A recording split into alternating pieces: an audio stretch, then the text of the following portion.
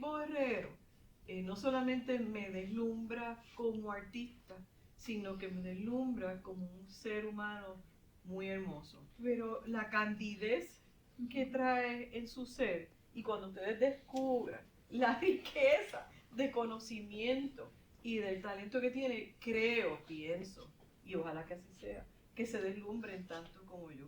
Yo nunca lo veo, pero yo le estaba diciendo a él que yo soy la presidenta de su fan club, aunque él no lo sepa, porque ciertamente el trabajo que van a conocer les ha de inspirar ciertamente. Primero que nada, gracias por venir. Dorín, muchas gracias por tu apoyo, tu amistad. Toda esta exploración de materiales, de pintura, tienen una conexión bien rica a la naturaleza.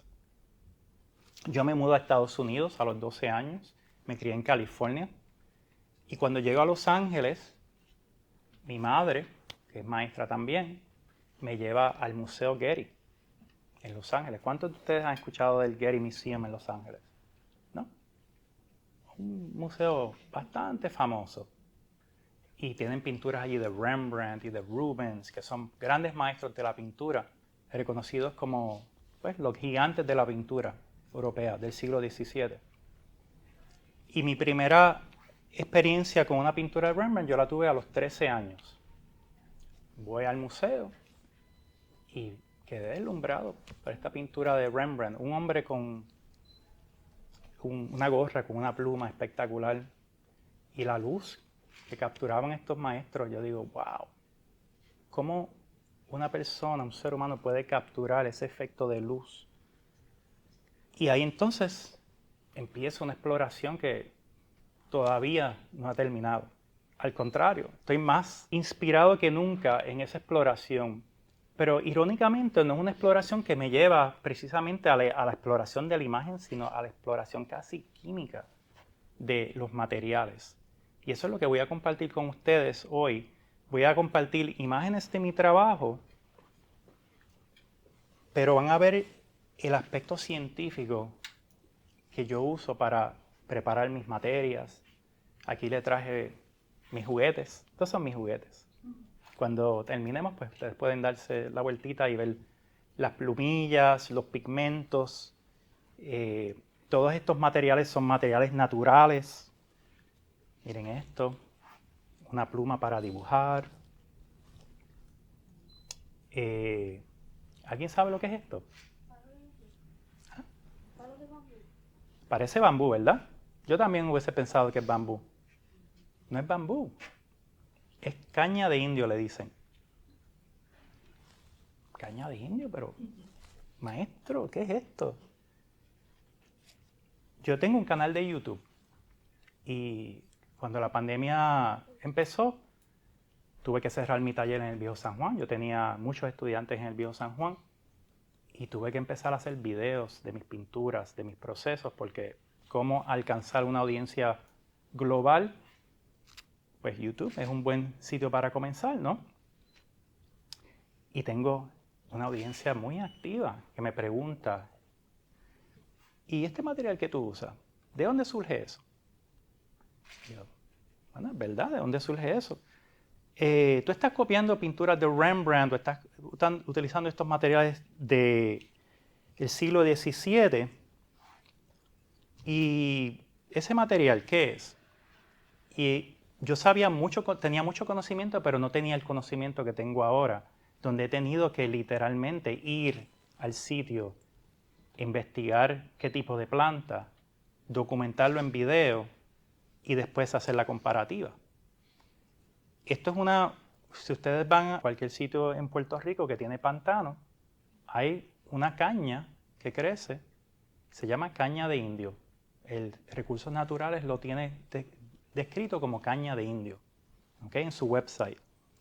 Pues obviamente siendo la persona curiosa que yo soy, le escribo al Museo de Rembrandt en Holanda, pues ordeno una. Me la enviaron. Yo la veo y digo, esto es una caña, esto es un pedacito de bambú. Aquí en Puerto Rico crece la misma planta y con esto se hacen plumillas para hacer dibujos.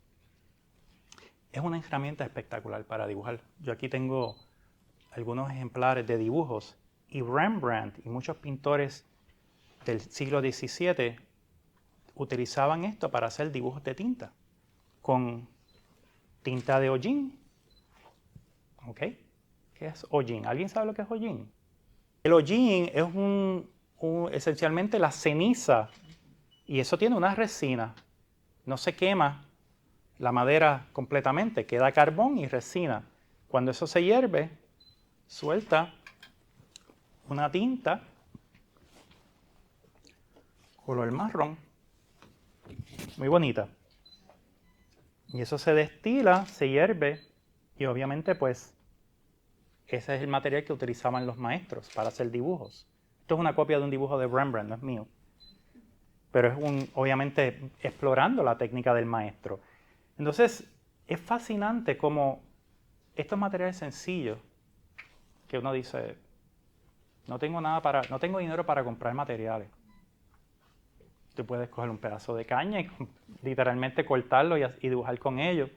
Una pluma, hasta una pluma de una paloma. Hacen una variedad de líneas y de caligrafía que ningún material moderno, ni siquiera una plumilla de la tienda que tú puedas comprar, se compara con el tipo de caligrafía que tú puedes conseguir.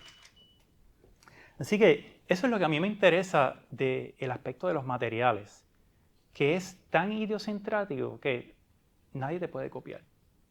Nadie lo puede copiar. Porque esa plumilla la corté yo, la caligrafía es mía, el corte es mío. Entonces es algo tan y tan... Tú estás en control desde el principio, desde el inicio de esa exploración artística. Comienza casi como un proyecto de ciencia. Esto es lo que a mí me interesa, es lo que he dedicado años en explorar, no solamente en términos de tintas, pero también pigmentos. Van a ver aquí pigmentos que se utilizaban durante la época renacentista. ¿Cuántos de ustedes han escuchado del lápiz lazuli? Esto es lápiz lazuli. ¿Ok? Esto es literalmente pintar con una piedra preciosa. ¿Ok? Lápiz lazuli se muele, se extrae, se muele con aceite de linaza y con eso es que se pintaban los mantos de la Virgen. Yo tuve la oportunidad de aprender a hacer ese pigmento con un maestro. No quiso enseñarme, tuve que estar detrás de él y casi hacerle lo que le dicen en inglés stalking. Okay? I was stalking the guy. Pero finalmente, este americano me dice, pues, ya me tienes harto. Vente al estudio un día. Y yo le digo, bueno, pues magnífico. ¿Qué tengo que hacer? Lo primero que vamos a hacer es que te voy a llevar a los establos para que me ayudes a recoger el estiércol. Tenía miedo. Bueno, muchas experiencias. Obviamente tuve la oportunidad de estudiar con magníficos maestros. Yo fui becado en la Academia de Bellas Artes de Pensilvania, una de las instituciones más antiguas de Estados Unidos. Y en la academia, mis maestros, aunque eran muy buenos enseñando la teoría, muchos de ellos no creían en la exploración de materiales, irónicamente. Yo le preguntaba a mis maestros, y esas veladuras de Leonardo, y me decían, no te preocupes de Leonardo. Ese arte ya no existe, o sea, eso ya pasó. Trata de trabajar con materiales modernos, con resinas modernas, trata de trabajar con materiales encontrados. Y yo era un rebelde. Yo era un rebelde porque siempre me acordaba de esos momentos de niñez donde yo amo el barro, quiero ensuciarme las manos. ¿Cuántos de ustedes han caminado en barro? Caminando en barro sin zapatos. O sea, sin zapatos en el barro. Y que el pie te hace así y se siente suave y después entonces te lavas los pies y parece que los pies te pusiste un manicure en los... ¿Verdad que sí? O sea, eso tiene propiedades especiales. Y entonces pues hay muchas propiedades especiales que tienen las materias naturales. Esto que están viendo aquí es una sanguina, una piedra de sanguina, y esto es uno de los materiales más bellos del arte, o sea, de los materiales de dibujo. Es una tiza roja en el cual se pueden hacer dibujos, estudios, y esta técnica es una técnica que muchos pintores renacentistas utilizaban. Leonardo da Vinci, Miguel Ángel. La sanguina es un material único. Tiene la habilidad de hacer unas líneas bien finas, ¿ok? Para hacer detalles. Se puede trabajar a una escala bien pequeña y tiene mucha saturación de color. Que la sanguina es un bloque de barro y entonces es bien duro, bien duro. Y tiene una combinación de barros y otros minerales que lo hacen bien fuerte. O sea, uno le puede sacar punta y hacer unas líneas bien finititas. Y cuando uno estudia los dibujos de este maestro Leonardo da Vinci, tiene dibujos así de grandes. Y lo hacía con una lupa. Y dice, wow, pero ¿cómo es posible que yo no pueda hacer ese dibujo? O sea, no puedo conseguir esa calidad de línea. Estamos hablando ya de calidad de línea, no solamente de destreza de dibujo, obviamente. Leonardo es Leonardo. Pero ese material nos permite hacer una calidad de líneas que no se pueden hacer con materiales comerciales, porque hay una intervención de industria, ¿no? Entonces, eso es lo que es bello de los materiales naturales. Tienen cualidades que son bien difíciles de conseguir comercialmente. Y eso de eso se trata la investigación que yo estoy haciendo con mis trabajos. Obviamente yo hago mis trabajos que son mis trabajos personales. Les voy a enseñar aquí yo acostumbro a trabajar con bocetos, ¿okay? En estos materiales. En este caso es un estudio para una pintura que luego van a ver. Y hablando un poquito del génesis de mis obras, o sea, ¿de qué se tratan mis obras? Bueno, pues yo pinto lo que está alrededor mío y uso estos materiales. Siempre el material tiene un aspecto simbólico en mi trabajo, porque en todo esto también he tenido que estudiar un poquito de alquimia. La alquimia era una cuasi religión que obviamente dio fruto a lo que es la química hoy en día, ¿no?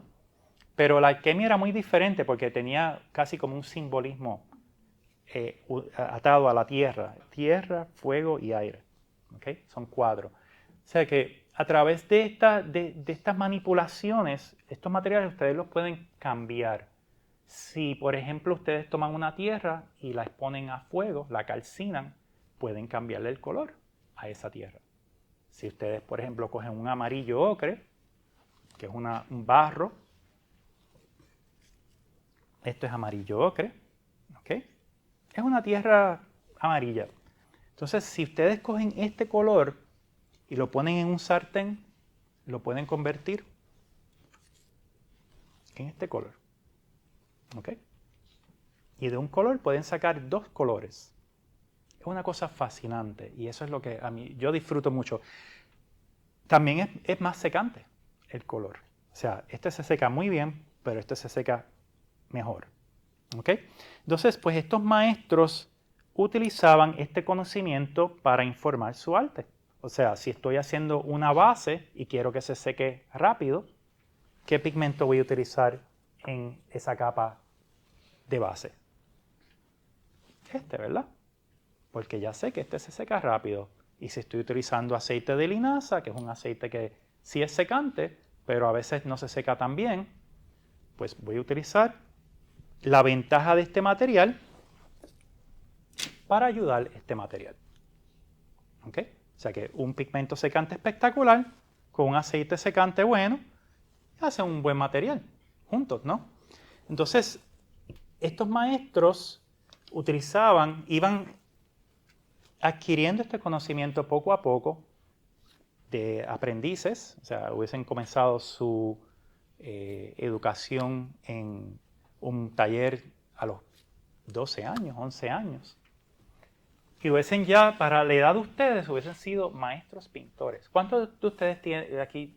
16, 17 años, más o menos, ¿verdad?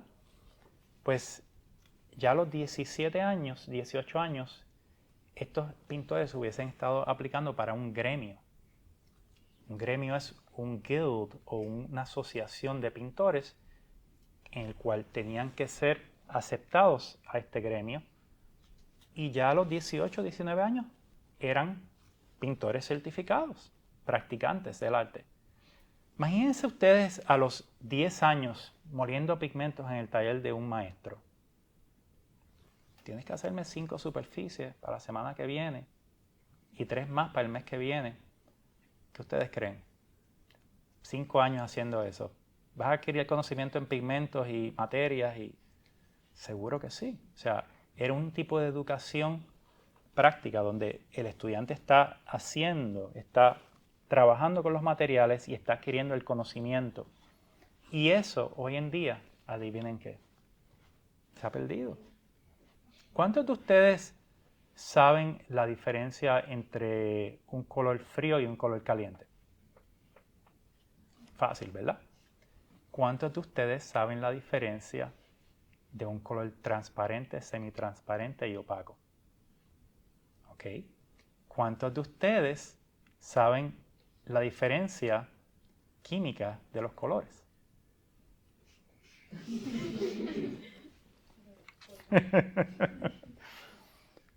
Los colores de tierra mayormente están basados en óxidos de hierro, ¿ok? Y tienen carbonatos de calcio, tienen otros minerales, barros, arcillas, y esos minerales, dependiendo de los diferentes minerales que ustedes exploren o obviamente aprendan, esos materiales le dan diferentes cualidades a sus pigmentos. Y estos maestros trabajaban con esos materiales, ¿ok? Aquí yo tengo uno de mis juguetes favoritos, mi piedra de pórfido. Esto es una piedra para moler pigmentos. Así era que se preparaban los pigmentos en la época renacentista. Si ustedes están interesados en hacer materias primas en su estudio, esto es, aunque ustedes no lo crean, esto es una de las piezas más importantes tecnológicas que se desarrollaron en todos los tiempos. Obviamente no lo sabemos hoy en día porque nadie habla de esto, pero la habilidad de micronizar materias y poder hacer medicinas, ¿ok? Porque si están tomando una planta y van a moler la planta para hacer un polvo, para hacer un jarabe o algún tipo de medicina, pues obviamente un material así es importante. De la misma manera en la producción de cristal, ¿okay? Para moler las materias finamente, para hacer papel, aunque no se usa esto, se machaca el papel con madera, pero la habilidad de micronizar materiales es bien importante. Pues de la misma manera, Leonardo y todos estos grandes maestros estaban explorando eso es bien importante, porque ustedes tienen la habilidad, y escuchen esto es un pequeño secreto, la habilidad de cambiar la refracción de luz en sus pigmentos se hace aquí. O sea que ustedes pueden hacer un pigmento más transparente o más opaco sencillamente manipulando la molienda de ese pigmento. Y eso es algo que un niño del Renacimiento yo hubiese sabido a los 12, 13 años. ¿Cuántos de ustedes sabían eso? Créame que hay personas que tienen doctorados que no saben eso. Yo ahora mismo estoy leyendo algunos tratados de esta época y hay científicos que están tratando de investigar un material que utilizaba Leonardo da Vinci, que usa en la Mona Lisa. Y Leonardo da Vinci usa 2 tipos de molienda del mismo pigmento para crear efectos cromáticos. O sea, el mismo pigmento molido a diferentes espesores da diferentes tonos. Para el fondo, él muele el pigmento mucho más fino. Para las figuras del frente, muele el pigmento más fino o más grueso. Vamos a ver. ¿Por qué? ¿Por qué sería más grueso? ¿Ah? Sí, pues tiene textura, ¿no? O sea que ahí nada más ustedes aprendieron en 2 segundos una manipulación bien sofisticada del pigmento, ¿no? Le quería enseñar mi manufactura de blanco de plomo. Este pigmento que le voy a enseñar es uno de los pigmentos más importantes del Renacimiento. Este pigmento se hace con plomo. Láminas de plomo se exponen a lo que es estiércol de caballo con gas acético, que es vinagre, y en 3 meses la oxidación de este pigmento del plomo es blanca. ¿Okay? Eso se colecta en una vasija, se muele en esa piedra pómez, o en la piedra pórfido, perdón, y van a tener su materia para hacer las luces. Y eso es lo que los maestros utilizaban para dar luz a las obras. Esto es una obra mía, se llama La Boda, y obviamente en todas las áreas de luz intensa estoy utilizando el blanco de plomo en diferentes moliendas para crear efectos sutiles de luz. ¿Okay? Esto es algo que yo aprendo de los maestros, es algo que es bien interesante en las obras, porque si ustedes van a la tienda y compran blanco de titanio, que le echan pues, cualquier material comercial, le echan hasta un filler, o sea, una carga. Van a notar que el pigmento es un poquito flat, o sea, no tiene esa dimensión como un pigmento tradicional, como un pigmento como lo es el blanco de plomo. Miren cómo esto refracta luz. ¿Okay? Ahora, sumamente tóxico. Esto es veneno. Yo lo manejo con mucho cuidado y me protejo muy bien en el proceso. ¿Okay? Si ustedes manejan esto descuidadamente, van a tener problemas de salud. Y hoy en día este material no se usa casi en la pintura de caballete. O sea, los pintores lo odian y dicen, no, yo no voy a usar blanco de plomo porque me voy a enfermar. ¿Y cómo es que un maestro del Renacimiento vive hasta los 90 años trabajando con blanco de plomo?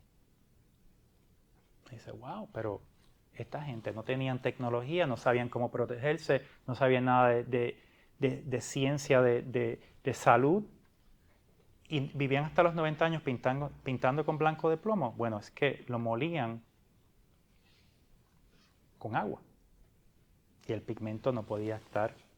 El pigmento es tóxico si tú lo respiras, pero si lo manejas en agua, lo mueles en agua y de ahí lo llevas a aceite, el pigmento nunca va a estar seco y nunca lo vas a respirar. Y esto yo lo descubrí en uno de los tratados antiguos. Es increíble que con algo tan sencillo como eso, estos maestros ya sabían durante el Renacimiento cómo manejar estas materias. Algo bien tóxico, miren este color, amarillo de plomo y estaño, más tóxico todavía. Coges este color, lo cocinas, coges este color, lo cocinas a 800 grados Fahrenheit, se convierte en plomo rojo, ¿ok? Y después lo mezclas con tin oxide, alguien ayúdeme, óxido de estaño, y se convierte en este amarillo. Y con esto era que Rembrandt y Velázquez y Goya hacían sus amarillos, ¿no? Entonces, ese conocimiento íntimo de ir poco a poco aprendiendo, o sea, ¿qué material voy a utilizar? Lapislázuli para este color. Voy a trabajar con amarillo para crear esta textura. Eso ya se perdió porque adivinen que ustedes van a ofiarte. Necesito este color. Te lo venden, vas a tu estudio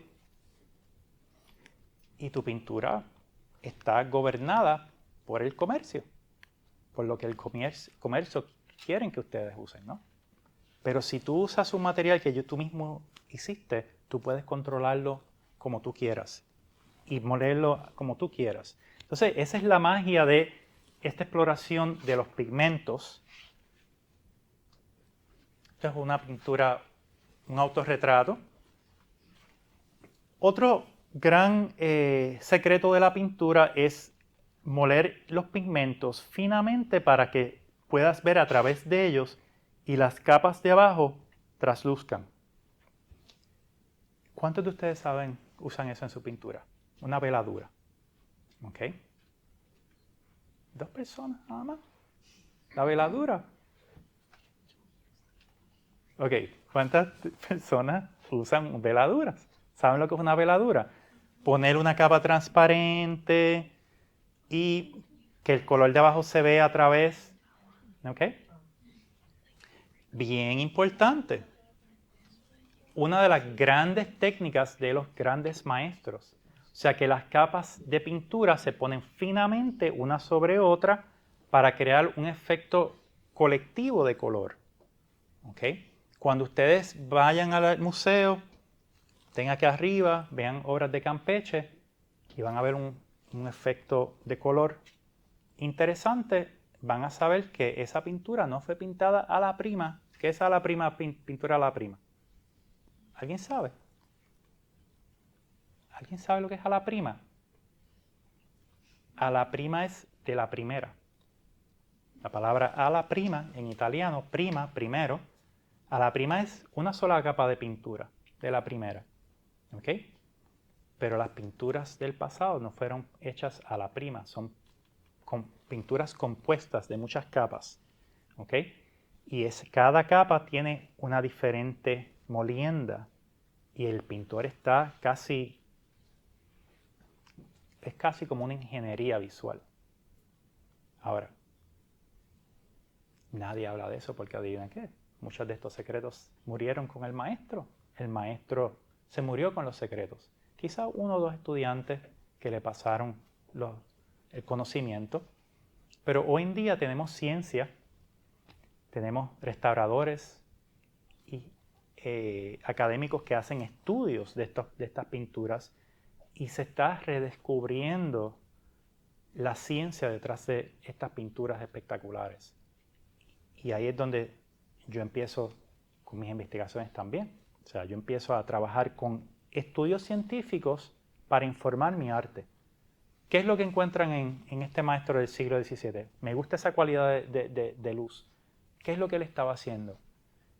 Cuando hago las investigaciones y bajo la ciencia, digo, wow, o sea, nada que ver. Mi pintura no tiene nada que ver. Yo no tengo nada de este conocimiento. Y es triste uno decir, yo no tengo, ni entiendo lo que está. A veces yo veo las capas, las múltiples capas que el maestro estaba utilizando y no entiendo la secuencia, porque es bastante complejo. Y eso es bien interesante porque esa secuencia es. ¿Cuántos de ustedes conocen la pintura La joven de la perla, de Vermeer?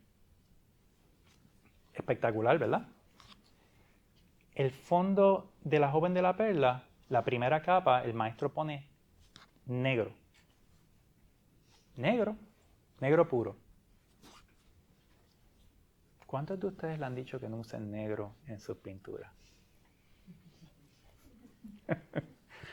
Yo tengo un video en YouTube que dice The use of black in all master paintings y es mi video más controversial. La gente me insulta, me dicen, ¿cómo te atreves a ver? Y es interesante. Yo lo sé porque en la escuela a mí maestros me decían, no uses negro, ¿cómo vas a usar negro? Y aquí Vermeer, en una de las capas de pintura, en esta pintura espectacular, usa negro, en la primera capa. Y sobre eso pone veladuras verdes. ¿Por qué él está haciendo eso? Vamos a ver. Encima del negro pone una capa amarillo. ¿Qué va a ocurrir ópticamente? Y encima del amarillo pone un azul. ¿Qué está ocurriendo? ¿Qué está haciendo el pintor? Vamos a ver. Los estoy poniendo a pensar visualmente. Negro, amarillo, azul. ¿Qué color tenemos? Verde oliva. Pones el color oscuro, el amarillo y el azul. 3 capas. Está creando un verde óptico. Verde óptico. ¿Cuántos de ustedes sabían esa técnica? ¿Conocen esa técnica? Poner un color, después pones otro color opuesto y el color se mezcla visualmente, no físicamente.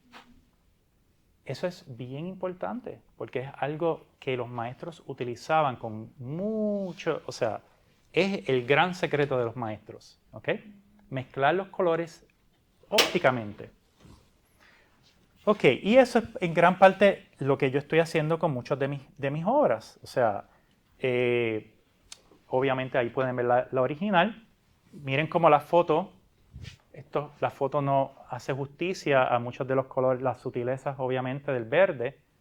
Cuando ustedes ven esto en la vida real y pueden ver que la luz atraviesa las capas, va al fondo y rebota. ¿Ok? Eso es uno de los desarrollos más importantes en la pintura flamenca, un fondo blanco de carbonato de calcio y la luz está viajando hacia el fondo y rebotando y regresa a través de las capas de pintura. Es un desarrollo bien importante en la pintura. Pero durante el siglo XIX, adivina qué ocurrió con esa técnica. ¿Alguien sabe? ¿Cuántos de ustedes han tomado historia del arte? ¿Qué pasa en el siglo XIX? Mediados del siglo XIX. ¿Alguien? ¿No?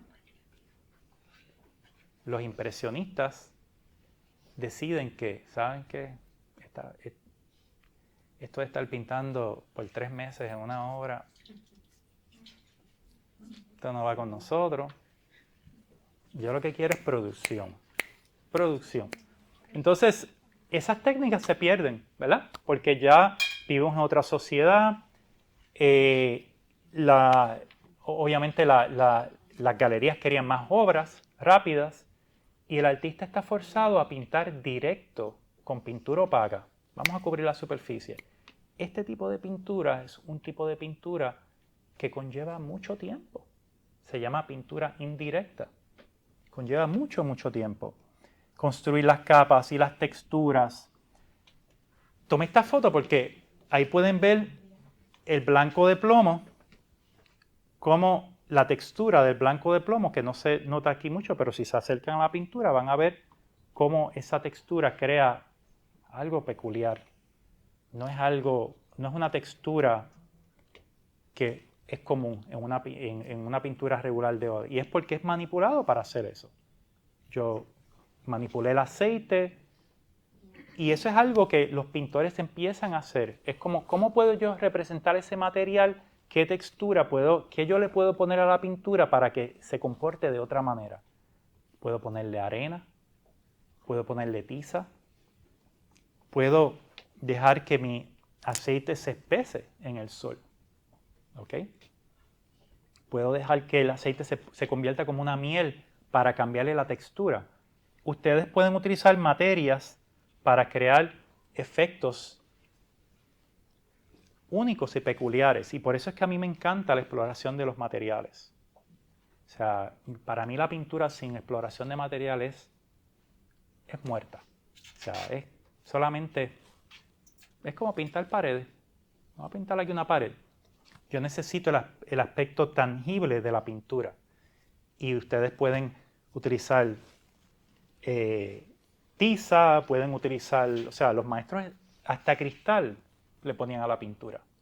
Hay pintores venecianos que muelen el cristal y le ponen cristal dentro para dar texturas y secados diferentes.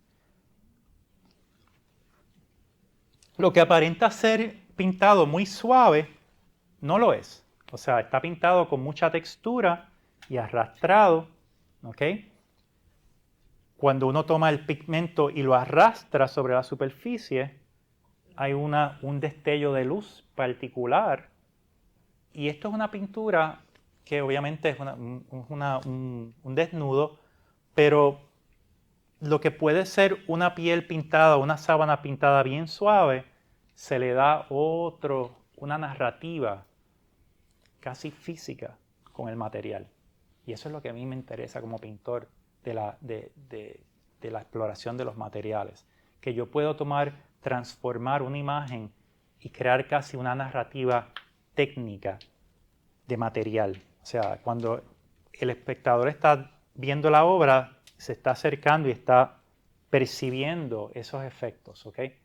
Y está dentro de la obra, es casi como un aspecto tangible que le da a la obra, ¿no?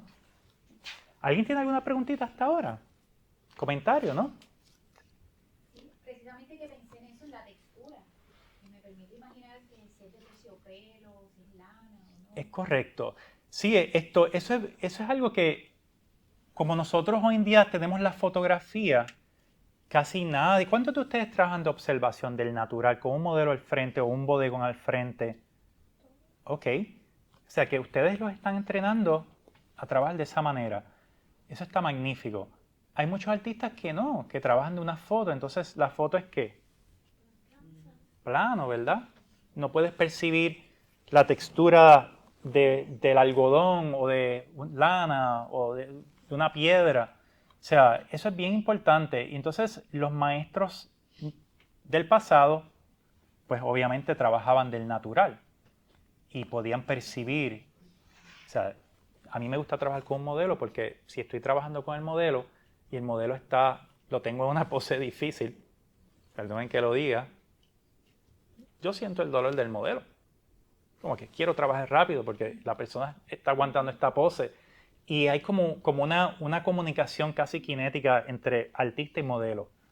Eso es una foto que tú dices, ok, voy a almorzar y no tienes una conexión a esa persona que está en tu estudio. Por eso el arte no es solamente voy a copiar esto, no, hay una conexión, unas conexiones que existen y lo de los materiales también es así. Cuando ustedes están explorando un material, hay una conexión que ustedes van a desarrollar con esa materia. Así que piensen en eso cuando estén desarrollando sus trabajos. Aquí esto es una comisión que hice para una clienta años atrás. Ella me pregunta, yo quiero que tú pintes mi perro. Y yo le dije, honestamente, yo no pinto perro. Pero quizá podemos inventarnos algo. Y voy a la casa de ella y estamos una hora hablando y esto, pues esto. Y entonces el perro de ella está para arriba y para abajo. Y es como, este perro es un perro diferente. Es como casi una persona. Y yo digo, wow, este perro tuyo, qué elegante, un perro elegante. Y si quisieras posar con tu perro, ¿tú crees que eso sería interesante? Y ella dice, ay, no, yo no quiero posar. Yo quiero que me pintes solamente el perro. Y yo, vamos a hacer algo interesante.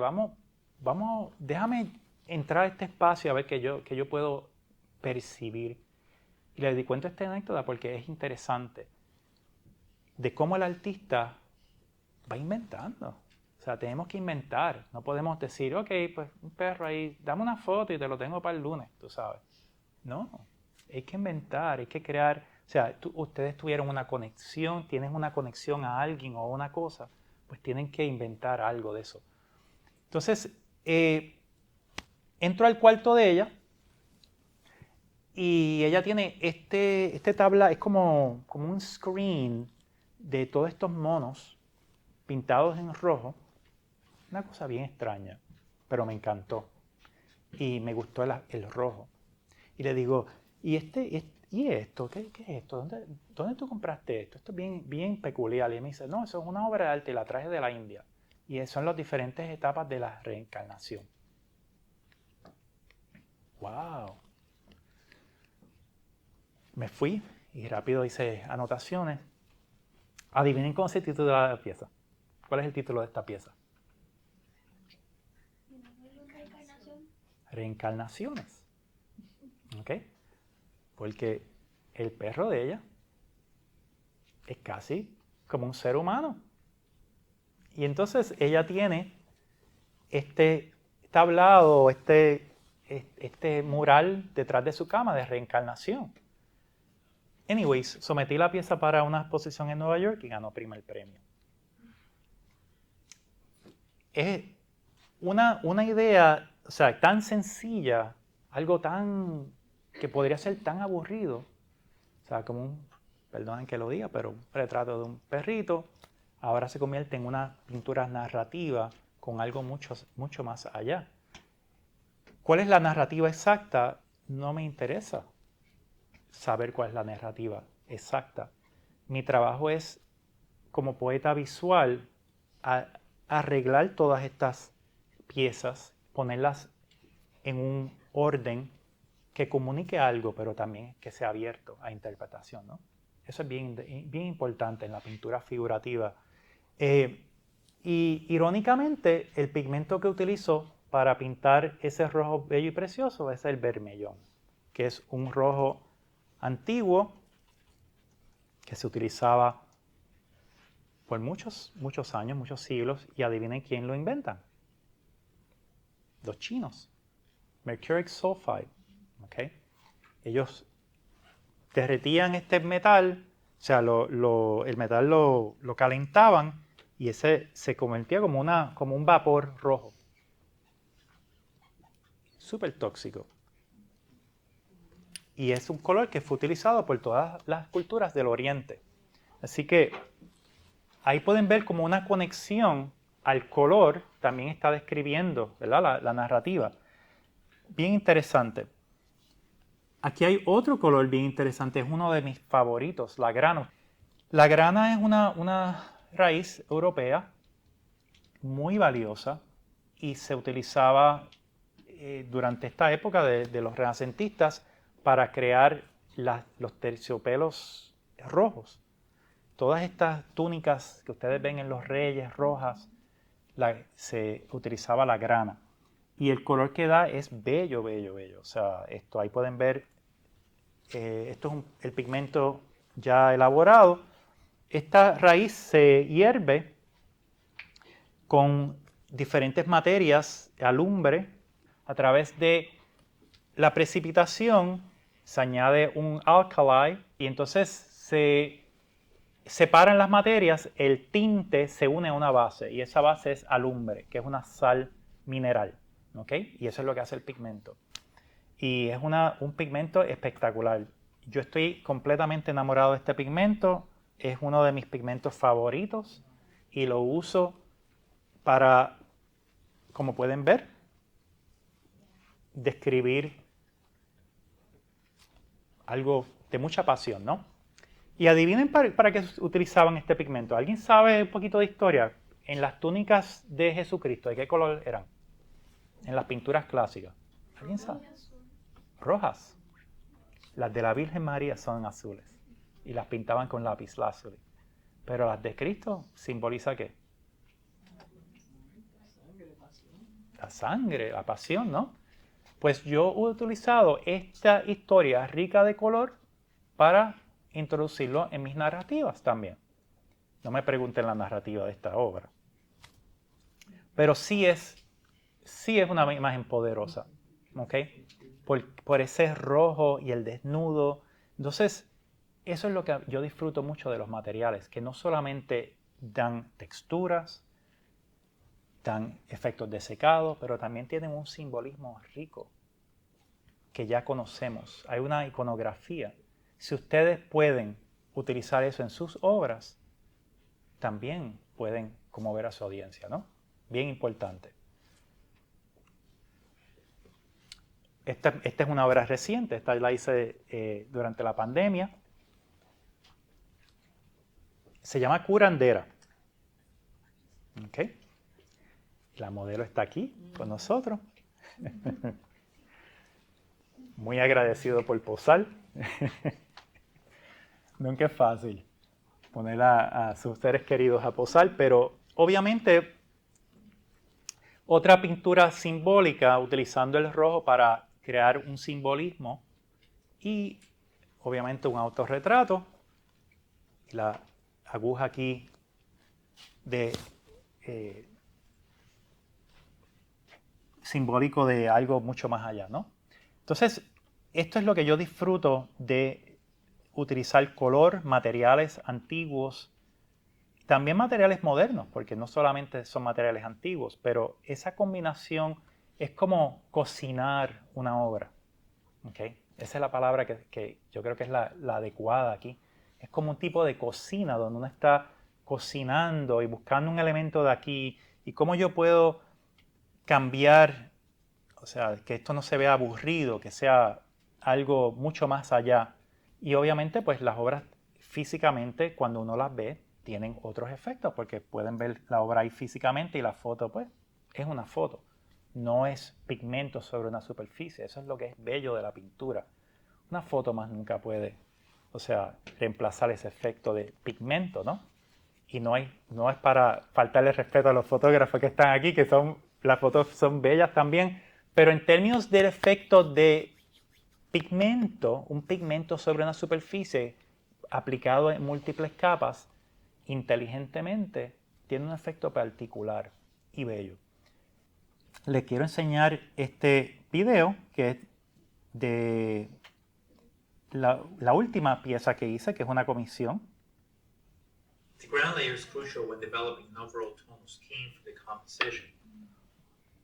Painters from the past employed a variety of color primings, including options like gray, brown, red or cream, and white browns. Ahí estoy describiendo un poquito el proceso de imprimación. Yo uso una imprimación gris, a veces la uso blanca, en este caso es blanco. ¿Alguien utiliza una imprimación gris aquí? ¿Por qué usas la imprimación gris? Porque es un poquito más fácil de ver los colores en general y ver lo que estoy haciendo. Correcto, o sea, puedes trabajar rápido. Yo la uso para trabajar rápido. Trabajar con claros, oscuros y ya el gris es el medio tono, ¿no? No tienes que estar construyendo el medio tono versus trabajar con un fondo blanco que tienes que construir el medio tono. Entonces, una de las cosas que yo he descubierto es que la imprimación es bien importante, sumamente importante en el desarrollo de la obra. Los maestros eran tan obsesivos con sus imprimaciones que, o sea, literalmente una imprimación, un lienzo imprimado, bien imprimado, se muere el maestro y ese lienzo lo toma el estudiante y continúan trabajando en esa obra. O sea, no le exigen al estudiante que comenzara la obra de nuevo, sino tenías que utilizar la misma superficie porque ya esa superficie fue confeccionada para que llevara esa técnica, ¿no? Entonces, cuando ustedes están creando sus imprimaciones o sus lienzos, sean muy cuidadosos en cómo van a visualizar esa obra final. Si es gris, un fondo gris, piensen en los esquemas de color que van a utilizar. Pues ahí tengo la base gris y estos maestros del pasado utilizaban un cuchillo especial. By the way, ese cuchillo yo tuve que hacerlo y tiene un diseño especial y es para... ¿Por qué ese cuchillo? ¿Alguien me puede decir? Este cuchillo feo. Es como una espátula, pero ¿para qué se usa? ¿Por qué? Recoge el exceso. ¿Qué más? Suaviza. No deja marcas. No deja nada de marcas. Ahí pueden ver que estoy poniendo una carga de carbonato de calcio en la base. ¿Por qué carbonato de calcio? Miren cómo no está dejando marcas. Entonces la carga crea una base satín, ¿okay? Para que la pintura se pegue y se seque mejor, ¿no? Entonces, si uno no le pone una carga a la imprimación, pues queda muy brilloso. Entonces la pintura no se va a pegar. El lienzo yo lo sello con una cola de conejo, que es un material antiguo, ¿ok? Y ahí pueden ver que estoy confeccionando la base, que es una base de óleo, ¿ok? Que me va a dejar trabajar la pintura sin que la pintura muera mucho. O sea, que la pintura se va a quedar en la superficie.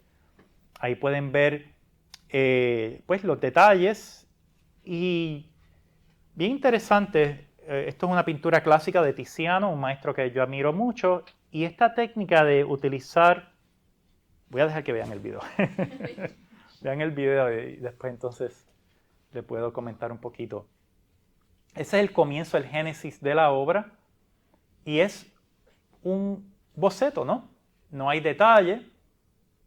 Y voy entonces trabajando poco a poco los tonos, mezclando los tonos de piel. Okay. Y de ahí entonces empiezo el color, el ataque del color, como yo le digo. Deslizando el pigmento y creando un color óptico. Okay. Poco a poco. Y voy construyendo múltiples capas encima. Okay. Esto es sacando la luz, sacando la sombra y obviamente aguantando el dibujo y al principio aguantando el dibujo y luego entonces desarrollando el dibujo mientras voy trabajando. Bien importante. Y van a ver el proceso.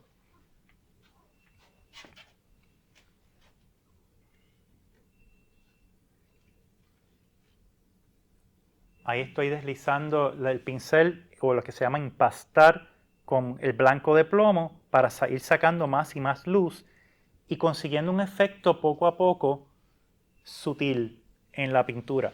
O sea, si no pongo suficientes capas, pues entonces este color se queda parchoso. Para que vaya suavizando, pues voy poniendo más y más capas y a la misma vez dibujando encima. Bien importante. Yo voy ganando el dibujo mientras estoy pintando y dibujando a la misma vez. Dibujando y pintando a la misma vez. O sea, no estoy rellenando un dibujo. Esto es una técnica típica del arte veneciano y obviamente practicado por los impresionistas y los grandes pintores como Velázquez y Sargent. Ya hoy en día, pues, los pintores casi no dibujan y rellenan, sino que pintan. ¿Cuántos de ustedes rellenan el dibujo? O sea, transfieren un dibujo, hacen un dibujo en lápiz y después lo rellenan. ¿Cuántos de ustedes trabajan de esa manera? ¿Ok? Eso es una manera bastante pues, utilizada por muchos pintores, pero ya para el mediados del siglo XV, los pintores empiezan mediados del siglo XVI, los pintores empiezan a cambiar. El cliente quería que lo pintara en este coat de Dolce & Gabbana y yo dije, bueno, pues, ¿cómo voy a pintar este color de Dolce & Gabbana? Yo no sé. Y ahí entonces me ven haciendo el pigmento, este es cochinilla y con eso... Sí. Yo la consigo de un sitio, una casa en Nueva York y tengo mi supply de cochinilla. Sí, es un pigmento bien especial. Y ahí pueden ver, ¿verdad? El uso de la cochinilla. Y también lo mezclo con otros pigmentos como el alizarin crimson para conseguir ese efecto de color.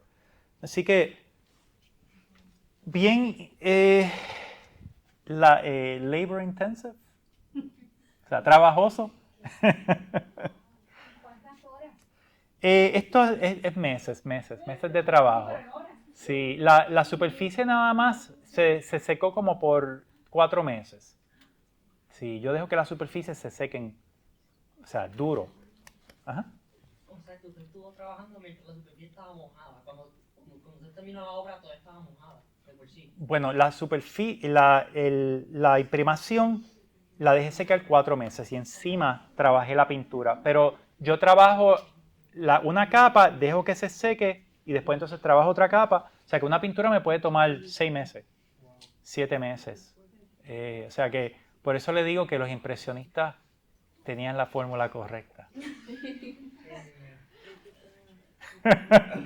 Perdón que lo diga. El que comisionó la obra tiene que haber quedado encantado. Y obviamente pues ahí tenemos el barnizado, que eso es otro proceso. Muchas veces me preguntan, ¿cómo tú proteges la pintura? ¿Cuántos de ustedes barnizan sus obras?